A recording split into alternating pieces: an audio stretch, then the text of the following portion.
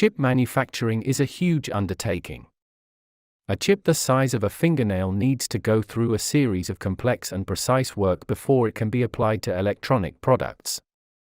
Thanks to the efforts of Chinese scientists and enterprises, China's wafer fabrication and chip design have reached the world's leading level, but due to the lack of high-end lithography machines, mass production of high-end chips has never been achieved.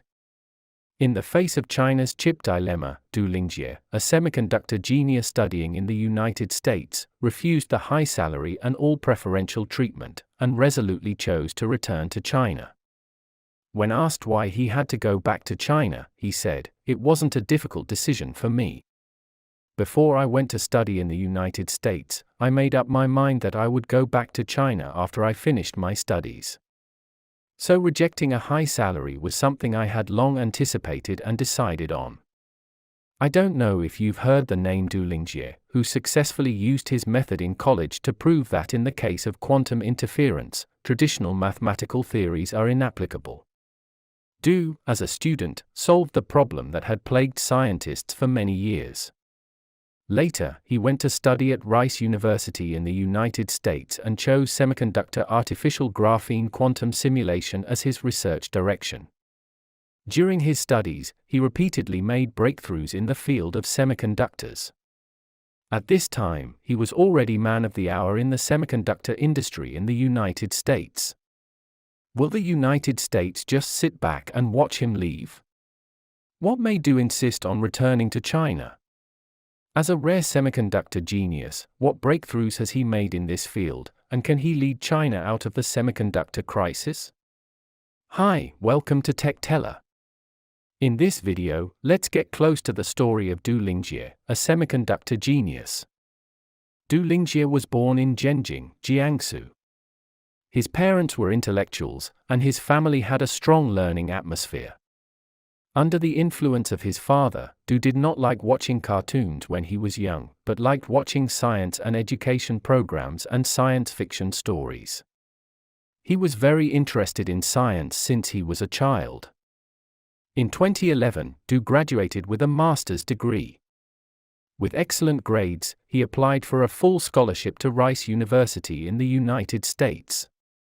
He followed the professor and began to conduct in-depth research on quantum simulation of semiconductor artificial graphene. The reason why he chose this field is that he has a lot of foundation in quantum experiments. In addition, the research almost represents the development trend in the semiconductor field.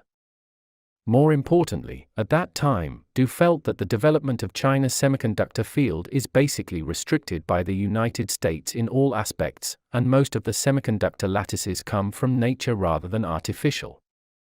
He is very worried that semiconductors will be monopolized by the United States in the future, resulting in China not even qualified to compete in this field. Because of the lack of talents, he is willing to contribute to the development of his motherland. Later, he went to Columbia University for a postdoc. During this period, Du and Professor Pinksuk cooperated to realize the quantum model of semiconductor artificial graphene. After that, he developed a new set of nanofabrication processes himself. These experimental results lay the foundation for a new platform for semiconductor artificial lattices to achieve quantum simulations of different topologies and novel electronic states. Du said, "Lattices and energy bands are the foundation of the modern semiconductor industry, and the regulation of energy bands is of great significance to the semiconductor industry. Before the lattice of most materials was natural, now we can create our own through semiconductor electronic artificial lattices. Lattice, some even do not exist in nature, so as to achieve the purpose of energy band regulation, better meet the needs, and achieve specific electronic properties. The realization of superconductivity on integratable artificial lattices of semiconductors could revolutionize the semiconductor industry." From Rice University to Columbia University, Du switched from experimental electrical research to experimental optical research. Someone asked him, "Why did you choose to do optics?" Du replied, "You have to do more things while you are young to broaden your horizons.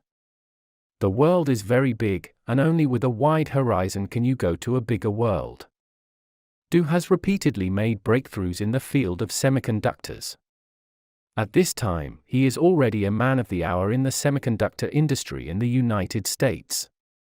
The United States attaches great importance to Du, and offered him generous conditions to keep him in the United States. But Du knew that China was relatively weak in the semiconductor field, and the chip battle between China and the United States was fierce at that time. Du said, "How can I stay in the United States at this time?" He rejected the $1 million annual salary and high-quality treatment offered by American companies, and decided to return to China. After returning to China, Du said, "I was blocked by the United States when I came back. Several companies offered amazing salaries and promised to invest in the projects I was researching. But I knew in my heart that the motherland needed me. I study abroad in order to serve the motherland one day." In 2019, Du returned to China and chose to return to his alma mater Nanjing University to work, determined to make Chinese chips. In less than 5 months after returning to China, Du set up a team and prepared infrastructure for work. The school is very close to his hometown, but after returning to China, Du has been busy building the laboratory and rarely returns home. Du said, "There must be no mistakes in the construction of the laboratory. All aspects need to be considered, and it is most reassuring to do it yourself." At present, Du's research direction is based on semiconductor electronic devices, through comprehensive electrical and optical measurement methods to study new condensed states and new topological states of electrons at extremely low temperatures, as well as their application in quantum computing. Du aid, in terms of semiconductor electronic artificial lattice and other aspects, the research done by our team is the most cutting edge in the world. While doing research, Du is also committed to cultivating new forces for Chinese scientific research. As a tutor, he encourages students to try the integration of multiple disciplines, which can effectively broaden their horizons. He also shared his learning and research experience with students to help.